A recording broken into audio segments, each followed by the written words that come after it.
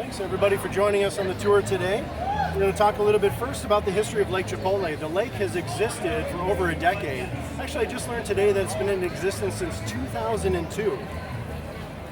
The first social media post was made in 2012, and the only local media to cover Lake Chipotle for years and years was Wedge Live. You have to ask yourself, why is that? Why aren't the big media in this town covering more of Lake Chipotle? Sometimes I ask, is it because of the ad revenue they get from outstate resorts and lakes, convincing them not to tell people about this lake that's right in their backyard?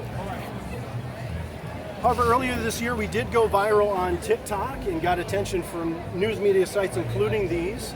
That just tells me that they're probably just employing 12 and 13-year-olds at these media outlets now. The geology of the lake. Lake Chipotle is a vernal pool, meaning the body of water fluctuates intermittently.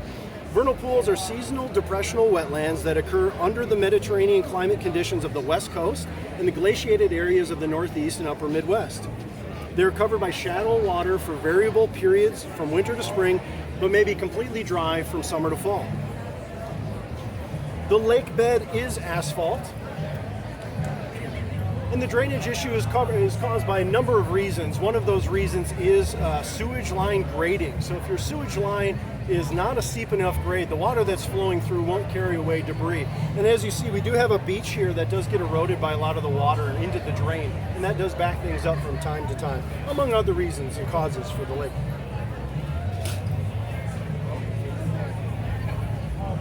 Whoa. The lake temperature, it does get quite warm because it is a pretty shallow lake. People do like to wade or try to swim in the lake, but the EPA does recommend do not do that. The car traffic that flows through the lake leaves things like brake dust and chemicals and other debris, which really affects the pH of the lake and makes it harmful for your skin. We do have wildlife, however, at the lake. We do have ducks. The ducks at the lake, Lake Chipotle, do not say quack quack, they say guac guac.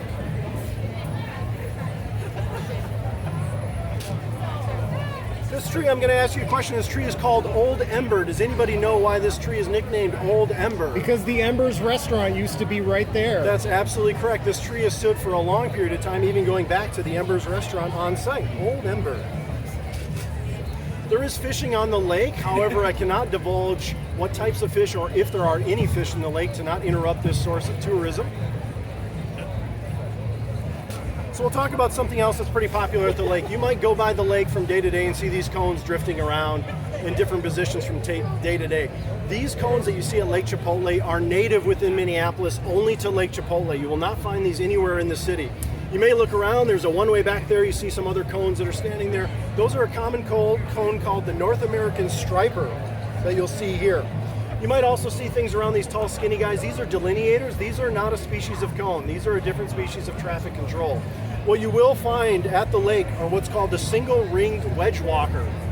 They look like this. They got a single ring on them. I challenge you to look today and find another cone that looks like this. You will not find it around. If you do, it might have been trafficked or smuggled from its original location at the lake.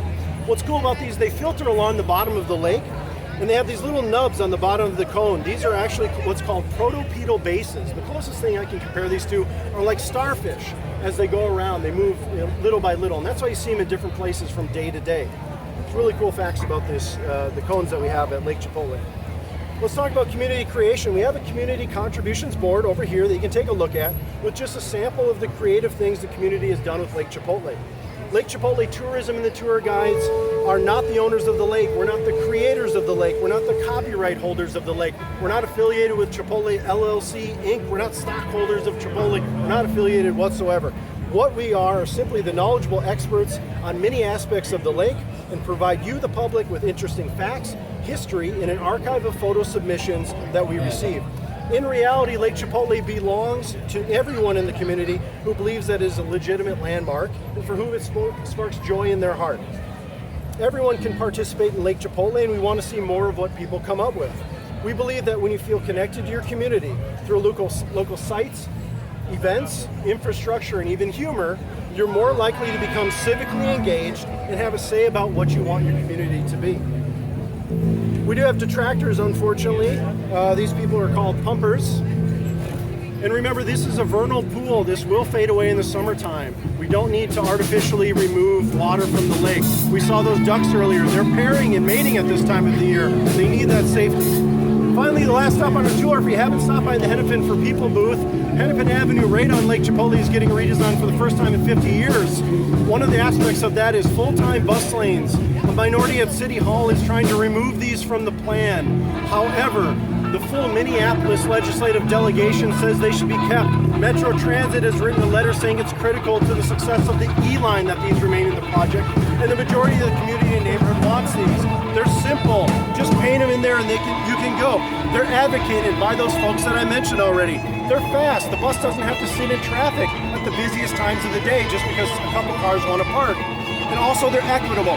51% of Metro Transit riders are people of color, disabled, people with needs that you need to use transit to get where they're going. They need to have a fast, efficient way to get there too, and 24/7 Bus Lanes does that. So at the end of the tour, please, if you haven't, sign a card here for Hennepin for People to tell City Hall that you want 24/7 Bus Lanes to remain in this plan. And the last thing we'll do is you can come up and draw a cone, and we have some giveaways that you can take home with you today. So thank you very much for stopping by. Please visit the lake and keep creating, okay? Thank you.